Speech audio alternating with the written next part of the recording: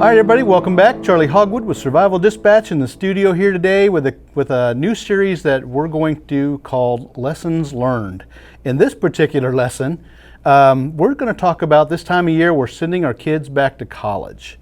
I, as a college parent, have gone through an awful lot to get them there, and I want my daughter to be successful where she is, and I've done all I can do to prepare her. But now that she's moved on to campus, some of the lessons that we have learned for other parents that are following in our path doing this same thing is how to get them situated once they move away. So they got two things that we're looking at. Are we in a dormitory, or are we in an apartment or an off-site housing somewhere, off-campus housing? Either way, all of these things are very similar. And some of the things I want to talk about that we've experienced, things that I've done to set my daughter up for success as she's out on her own, is to, first of all, have a commo plan, have a communications plan. So we talk about that in our normal preparedness business all the time. Whenever you're separated from each other and all of a sudden you cannot reach the people that you need to reach, what are your backup plans? I mean, back in the old days when there were no cell phones, we had to go from house to house and start ringing doorbells and asking parents, have you seen Billy? Oh, no, he was here a couple hours ago. So we want to avoid all that, especially when we start talking about long distances for college, or maybe your children are moving away for work in another city or another state somewhere. So a communications plan can be a lifesaver when the people that you love are away. So put together your communications plan, and it needs to include some basic stuff. And we'll add in a sample communications plan as a PDF download along the way here. A communications plan is going to include the phone numbers and names of the official contacts of the school or the place of work. So we're going to look at both things here. But the official contacts, who are the people that would have direct, I won't say control, but who are responsible for your children while they're away at school? You want those phone numbers. You don't want to, in a time of emergency, try to call an 800 number, get into an office and ask who is doing what. So communicate with your child, communicate with your school, and say, okay, who are the people that are responsible for his or her area of education that I could call in an emergency? So that's a good place to start. You want to put names with that, and you want multiples in case you can't reach somebody or somebody's away on vacation. You also want to identify a couple of close friends of your student. Who do they hang out with? Who are their roommates? Can we get their roommate's phone number? Can we get their friend's phone number so you can call around and say, hey, have you seen my daughter? I haven't heard from her in a couple of days. What about the landlord? So if your child is in an apartment somewhere off campus, then you can reach the landlord and you can say, my daughter is in your apartment, I can't reach her. Do you have can you stop by there? Can you give me some help on this matter? So get the phone numbers and the names for those kind of people. Give your student a copy of the communications plan as well. But see, communications plans, they work both ways. While I might want to be able to reach my daughter in an emergency, she may also have an emergency and need to reach me or her mother or whoever she needs to get a hold of. So I also, on my version of the communications plan, they'd provide all of that information to her. My phone numbers, you want those things written down. We don't want to count on using the saved memory of a cell phone. If you lose the cell phone, all of your information's gone at that point. But if you write things down onto a printed plan, now you can just go down the checklist of numbers and start calling people off. And you can also hand that communications plan to somebody else if you need them to assist you in that. So give them a copy of the communications plan as well. So that will also include my numbers, my neighbors' numbers, my extended family, also our out-of-area contact. You've heard us talk about that in the past, whereas I might be able to reach local friends, neighbors, and family in our community, but if something happens in our community that we're all affected, we need to have what's called an out-of-area contact. So Aunt Sally in another state, she would be our relay person for the out-of-area contact. It's very important that you let Aunt Sally know, hey, I would like for you to be my out-of-area contact. If you see odd numbers coming up, especially in times of disaster, don't let them go to voicemail. Pick those up. That might be us. That might be somebody calling on behalf of us. So we can send information to Aunt Sally. Aunt Sally would then come back and then tell whoever else in the family that needs to know what's going on with us or reach other people to assist us. So that's why it's important to have that out-of-area contact. We also, on a communications plan, want to write down those key addresses of residents and the hangouts, if possible, in case you need to send help. So what we don't want to do is we don't want to come off as being controlling parents. Our kids off in college, they've got to grow up, they've got to do their own thing, but that doesn't mean that we should forget about them and reduce our responsibility as parents. We should come back and say, if you can give me the addresses, we can just write those down and we can just put those aside on our communications plan. In case of emergency, we can get somebody there to help you. So that's a good start.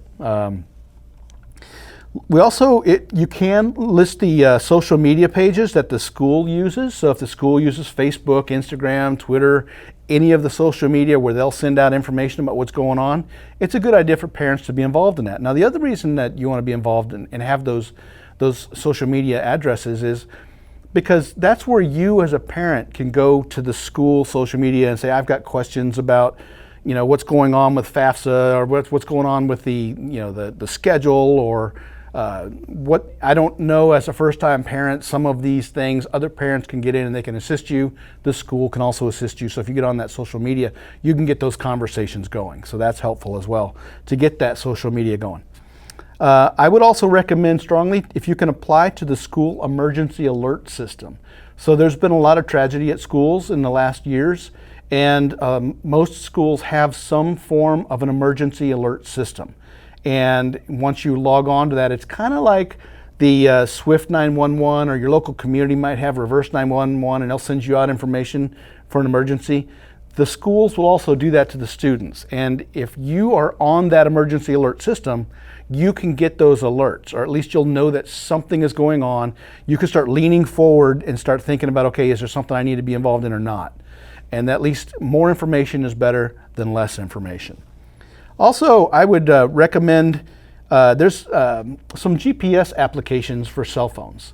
And Life 360, for example, is a GPS app. And that uses, you can set up geofences. If you're concerned about what your child is doing, or if they're straying off or getting away and going to foreign cities and doing all kinds of other things when they're supposed to be at school, or if something bad happens, when that phone goes outside of the large geofence, whatever size you establish around that community, you won't hear about all the everyday things that are going on. But if they go outside of a geofence or any of the roadways that leave that city, you'll kind of get a heads up, okay, they're moving in this direction. And if you ever needed to find them or ask what's going on, that will tell you, okay, hey, something's up that I wasn't expecting, or I do know roughly where their progress is as they're traveling. So that's not a bad thing. It's not about spying on the kids. It's about just being aware of what's going on. Some families and some kids need a little bit more supervision than others. That's something that you're going to have to decide on your own.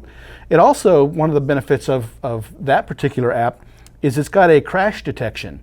If the cell phone detects a sudden stop, it can send an alert to the emergency contacts, say there might have been a crash. And that's something that you would know right away if something like that had happened. So that's probably something good to know, rather than wait for hours or until somebody calls you to say, hey, this happened earlier today, and they didn't know how to reach you. So the next thing that we want to start to think about is what they might need as they're away. So bank accounts, kids should have their bank accounts. They should start getting that responsibility, and it's nice to know what those accounts are in case you need to put some emergency money in the account. So set that kind of thing up before you need it. It helps also if there's a bank that you use that is local to their area. So sometimes the bank that you use might not have a branch in the area where the school is. If that's the case, you kind of have to figure out how to work around that with ATMs, or with, maybe even set up a new account under a different bank so that the students can learn how to do that and have access to money if they need it. So that'll be very helpful. Health insurance. Health insurance, and not just the matter of having health insurance, but also the matter of knowing what doctors in the area where the student is going to live that they can go to. Will they need to go to an urgent care? Should they go to a certain doctor? Is there a primary doctor that they can use? If they're going to be in college for the next 4 years, they might need to develop a relationship with a primary care physician in that area, or specialists if they have any conditions that need to be managed. So go to your health insurance company, download the list of all the doctors that are associated to that coverage in that area, and give that to the students so that they can, or let them do this work. They really should be part of this process. That way they'll know who to call and they're not Googling at the last minute when they don't feel good. Car insurance, we always want to make sure that is up to date, and the students will need to have an ID card, or a lot of car insurance companies now are not using ID cards. They're using the apps on your phone. Make sure that the student has the app on their phone. They understand how to pull that up. If they get pulled over and they need to show proof of insurance, have them learn how to do that before they need it. Because if they're fumbling around on their phone while you've got a patrol officer standing over their shoulder, maybe they're not going to be able to figure that out in time. Maybe it's going to rattle them a little bit. So have them practice these things ahead of time so they can do it. They're probably going to be very technical proficient. Most kids are these days, but they need to know how to go and have those apps already loaded. And then also need to make sure that insurance stays paid, because that's the benefit of using an app. The ID cards that are on the app are automatically updated, as opposed to the paper cards where you have to download them, print them, put them in the car. So that's another thing. They also need to make sure they have current legal identification. Do they have a driver's license? Does that driver's license allow them to do certain things in certain states? Is it current? Is it going to run out while they're at school? Does it need to be renewed? So something else to think about. They'll always need some form of identification. Also, spare keys. A spare key to your home back at your primary residence. So if they come back and you're not there, they can get in. Make sure that they got spare keys to the car and they understand where to leave those spare keys in case they lose their primary keys.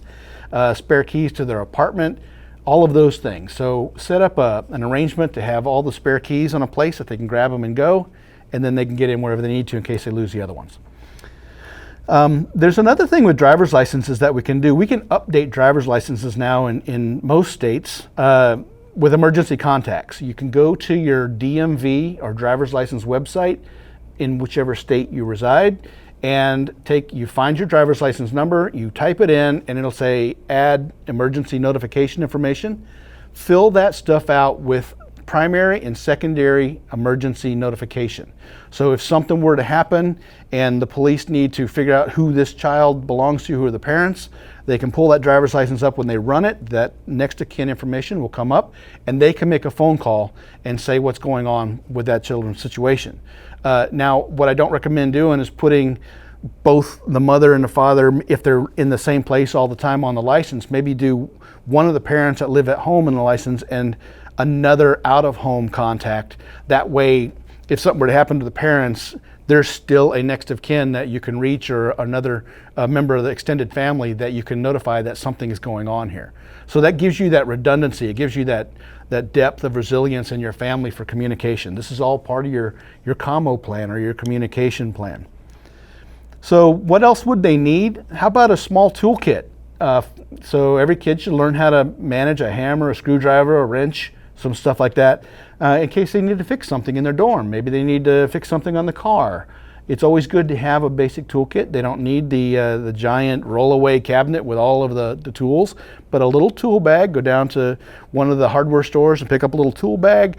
Get them a level, get them a screwdriver of both kinds, get them a crescent wrench, get them a pair of channel locks, get them a little hammer, and tape measure, and that kind of thing can get them a very long way to their own independence. And they feel really good when they can fix stuff when their surrounding friends don't know anything about which end of a hammer to use. So that's good too. We've talked at Survival Dispatch about doing emergency kits for cars. You can check out our vehicle preparedness issue of November of 2019, and you can start to see about car kits and what kind of tools and things to have, a can of Fix-A-Flat, stuff like that. I would also recommend that before kids take off on their own with vehicles, that while you're at home, you teach them to change a tire in the driveway. Jack the car up, put the spare on, take the jack down, then put the regular tire back on again. Physically do it, because that's what's going to reinforce that skill. That's something very handy for them to know, and it's better to do it while you're there to assist them on a nice day, rather than somewhere on the side of a highway at night, or instead of waiting in a dark parking lot somewhere for AAA to show up hours later while they're stranded. So that's something helpful to do. I would also recommend preparing a decent little first aid kit for the vehicle and the residents. It doesn't have to be a big complicated trauma kit. Let's focus more on what we would call a boo-boo kit, as well as some of the more involved items as dressings and so forth. So start thinking about little burn gels, Band-Aids, alcohol wipes, antiseptic wipes, little betadine or povidone pads, little things like that they could handle minor injuries and help themselves when they cut themselves in the kitchen or something like that. So I would mix a little bit of a boo-boo kit along with more of a trauma kit, and that way they're pretty well set to stabilize themselves or take care of themselves before they would need to call for help. So there's that. I'm a big proponent of having some sort of a bag in the car to help you either bug out or get home. The chances of needing to bug out might not be huge, but the chances of getting home, or if you're stranded on a highway somewhere and you need a couple of things to hold you over until somebody comes to help you, that could be very helpful. I mean, it might just have the basics of, like a protein bar, a bottle of water, and some of the other get-home bag type of items. A pair of old sneakers, something they can walk home in case they're wearing sandals or high heel shoes or something like that they want to change out. So think about all the usual things that we do for a get-home bag and adapt that to your students' needs. I would also prepare an evacuation map for them. I would have them participate with you on this so that they can take ownership of it, so that they can see what the process is. Say, okay, here's your dorm. If you ever needed to evacuate the dorm and get back to us, let's say you're going to college in Florida and a hurricane is coming and you need to evacuate, back home to Georgia or Alabama or somewhere else, for that period, then here's your map. The reason I say use a paper map is because if the GPS system is down, if cell phones are down, they can pick up a map and they can say, here are my primary, my secondary, my tertiary route. And they can just follow the map. Now, it helps if they know how to read a map. That is becoming a skill that is less familiar these days to a lot of people. So that's a great opportunity for you two to work together, help highlight those routes, and help them get home. I would say also collect living items for their new place. That's been a learning experience. They're going to need some household goods, they're going to need toilet paper, they're going to need shower curtains and shower rods and all that kind of stuff. So find out what the place that they live in doesn't have. Start making a list before you go, and you can do some online ordering, have it all shipped there, or you can collect it and send it down with them in the car so that they can build it together when they get there. So that's another thing. The other thing to do, we start talking about skills and conversations with our students. Have a casual conversation about why we're asking them to have these things and where they should go in case of emergency. One of the best things that you can do is make sure they're prepared physically, but also mentally and emotionally. And they have the answers in the back of their mind. So if they need to go somewhere, here are the places to go. It might not be back home, that might be too far, but you might have extended family or friends that are closer to where they're located that they can go, and rest up or wherever they need to be. So that's something helpful. But don't scare them. Frame that conversation as it's always better to be prepared. Start thinking about stuff. If they start pushing back because kids, they're like, oh, I don't need all that, I'm bulletproof, that's fine.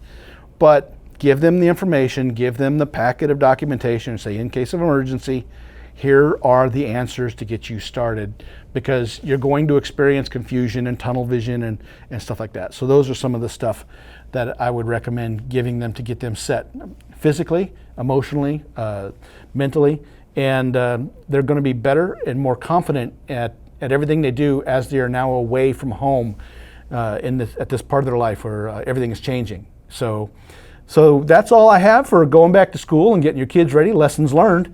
This is Charlie with Survival Dispatch. Check us out at survivaldispatch.com. Check out the Insider magazine at insider.survivaldispatch.com for this and all kinds of other information on how to be better prepared for everyday disruptions and more.